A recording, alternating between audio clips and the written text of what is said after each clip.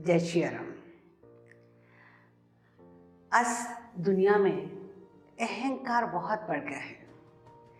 एक जमाना था जब अहंकार रावण को था। एक समय जब विभीषण जी ने रावण को समझाने की कोशिश की कि भैया प्रभु के चरणों में चले जाएं, सीता मैया को प्रभु राम जी के हवाले कर दे, तो रावण अहंकार में डूबा हुआ क्रोध में आ गया और उसने लात मारकर विभीषण जी को निकाल दिया। जब रावण की सारी सेना मर गई, रावण कुंभकर्ण के पास गया और जगा करके उन्हें सारी बात बताई। विभीषण जी भी कुंभकर्ण के पास गए और कहा, तात लात रावण मोहि मारा, कहत परम हित मंत्र विचारा, ते ग्लानि रघुपति पहि आयु, देख दीन प्रभु के मन भायु। भैया रावण ने मुझे लात मार के निकाल दिया। मैंने तो सिर्फ उनके हित की बात कही थी, मैंने कोई गलत तो नहीं कहा था, लेकिन रावण ने मुझे पैरों से मारकर रात से ही निकाल दिया। मैं दुखी होकर राम जी के पास आ गया। मेरी दीनता भगवान राम को बहुत अच्छी लगी और उन्होंने मुझे अपनी शरण में ले लिया, मुझे स्वीकार कर लिया। मित्रों, राम जी को जीव की दीनता भाती है, जबकि जीव को अपना अहम भाता है।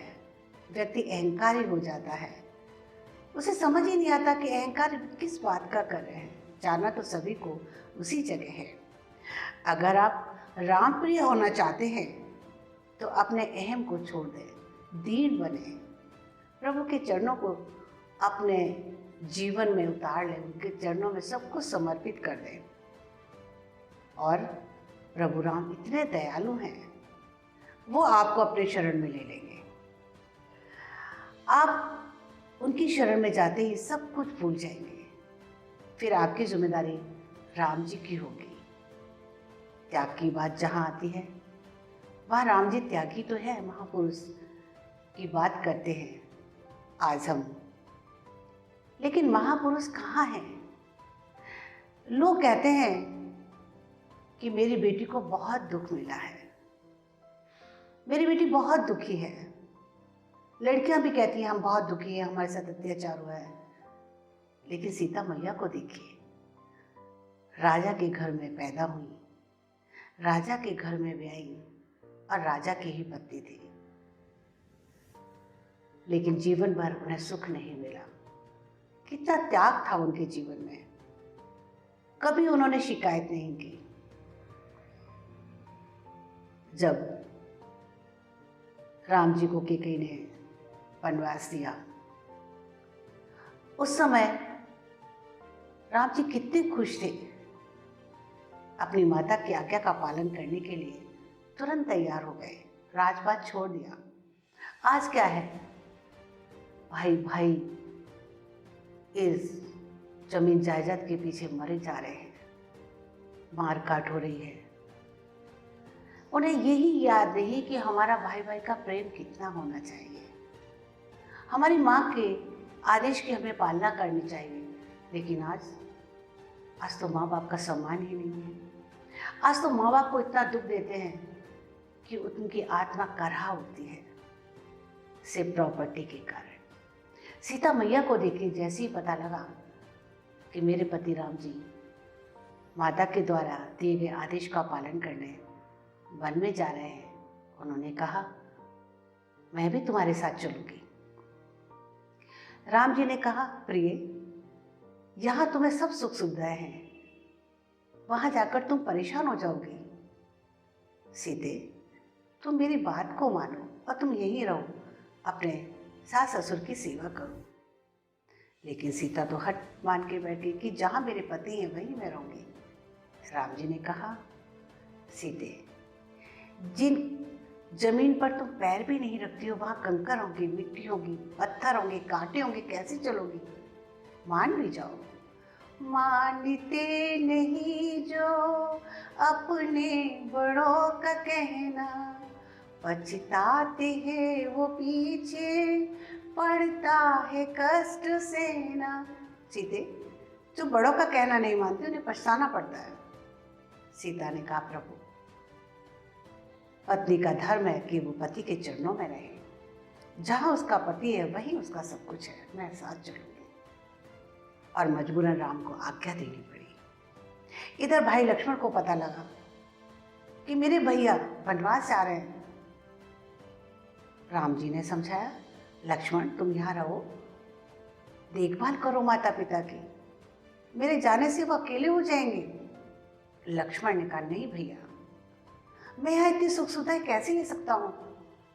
मेरे प्राण तो तुम में बसे हैं भैया, मैं तुम्हारे बिना नहीं रह सकता। मैं तो सिर्फ तुम्हारे साथ चलूंगा और सेवा करूंगा। हमेशा सेवा करता रहा हूँ, अब मैं तुमसे जुदा कैसे हो सकता हूँ? त्याग देखिए, रामायण सिखाती है त्याग, सम्मान, अपनापन, मर्यादा में रहना। सब कुछ तो है, लेकिन हम भटक रहे हैं। आज कलयुग में न सम्मान है, न मर्यादा है, न संस्कार है। आज बड़ी ही विकट स्थिति है। आज भाई भाई का दुश्मन है। अहंकार इतना है कि हम एक दूसरे की बात को सुनना पसंद नहीं करते, भागे चले जा रहे हैं पैसों की दौड़ में। भटकाव की स्थिति है। जीवन को चला तो रहे हैं, लेकिन मानसिक रूप से हम खुश नहीं हैं, सुकून नहीं है हमारे जीवन में। और इसका कारण हम स्वयं हैं। हमें किसी को दोष नहीं देना चाहिए, क्योंकि हम अपेक्षा ज़्यादा करते हैं और अपेक्षा दुख का कारण है। जब कभी आपको दुख लगे, जब कभी आप घबरा जाए, जब कभी आपका मन विचलित हो जाए, तो रामायण उठाकर पढ़िए, आपको हर चीज़ का जवाब मिल जाएगा और आपका मन शांत हो जाएगा। शांति के लिए अपने मन को शुद्ध बनाने के लिए अति आवश्यक है कि आप अपने समय में से कुछ समय निकालें और रामायण पढ़ें। आपको सारे प्रश्नों का जवाब रामायण में मिलेगा। भाई भाई का प्यार बहुत जरूरी है। इस दुनिया में सांसों का कोई भरोसा नहीं है, कब निकल जाए। हम भूत और भविष्य में जीते हैं, वर्तमान के बारे में सोचते ही नहीं। जो हमारे पास है उसको तो उपयोग करें, उसका उस सुख को तो ले।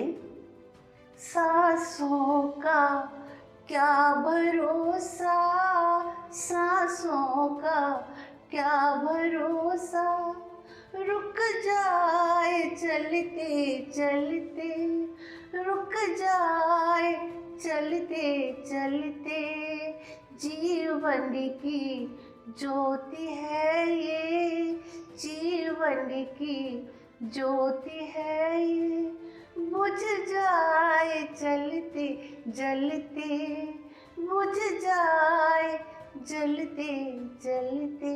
हमें पता है जाना है, आज नहीं तो कल जाने की तैयारी है। फिर हम चिंता में क्यों पड़ते हैं, क्यों सोचते हैं, क्यों घबराते हैं? हंस के मुस्कुरा के जाने की तैयारी में रहिए। और सबसे बड़ी बात है, अच्छे कर्म कीजिए।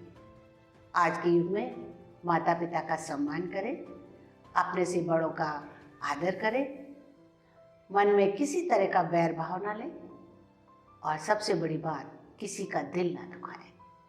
किसी का दिल दुखाना सबसे बड़ा पाप है, और वो पाप हम रोजाना करते हैं।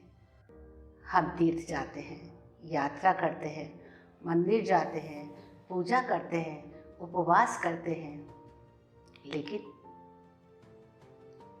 बात बात पे लोगों का दिल दुखा देते हैं। लोगों का तो छोड़िए, अपने ही घर परिवार में दिल दुखा देते हैं। याद रखिए, कलयुग में आपको तपस्या करने की आवश्यकता नहीं है। चलते फिरते आप प्रभु का नाम लीजिए, आपका उद्धार होगा। प्रभु को समर्पित कीजिए। आप जिस भी देवता की पूजा करते हैं, जिस भगवान को मानते हैं, उसे समर्पित कर दीजिए। कलयुग केवल नाम आधारा, सुमर सुमर नर उतरहि पारा। कलयुग केवल चलते फिरते प्रभु का नाम लेने का है और प्रभु तुरंत दौड़ के आ जाएंगे। वो स्वयं नहीं आते, किसी न किसी रूप में किसी न किसी को भेज देते हैं। आजमा के देखिए, और अगर आपको लगे कि ये चमत्कार आपके साथ हो रहा है, विश्वास करिए, तो फिर आप समझ जाइए कि आप सच्चे इंसान हैं और आपने सब कुछ ईश्वर को समर्पित किया है। जय श्री राम, राधे राधे, खुश रहिए और प्रभु का स्मरण करते रहिए।